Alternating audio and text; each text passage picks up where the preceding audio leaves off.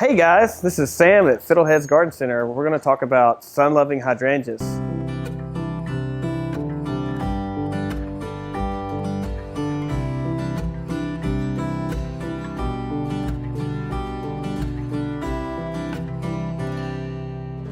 First we're going to start with the Quickfire Hydrangea. This is one that loves the sun, of course.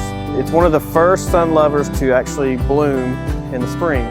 That's why you can see this one has started with several blooms that are coming out. One thing that I enjoy about this is the stems kind of have a red tone to them. It blooms very, very well. Each one of these stems here on the top will all have blooms on them, so it'll be covered up very nicely. Next we're going to talk about the Bobo Hydrangea. I'm really excited about this one as it is one of the smallest sun-loving hydrangeas that is on the market. It will achieve about a height of 3 feet while being a little bit wider, say roughly 4 feet wide. Once it gets established, it is just covered with blooms. So the blooms come out white, and as the season progresses, they will fade to a pink and then a deeper pink in the fall.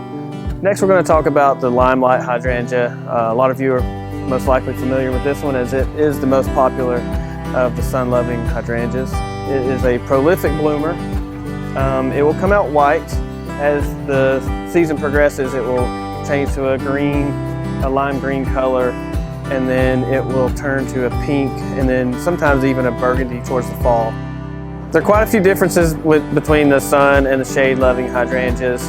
The sun-loving hydrangeas typically have more of a cone-shaped flower versus the more round or mop head of the shade lovers.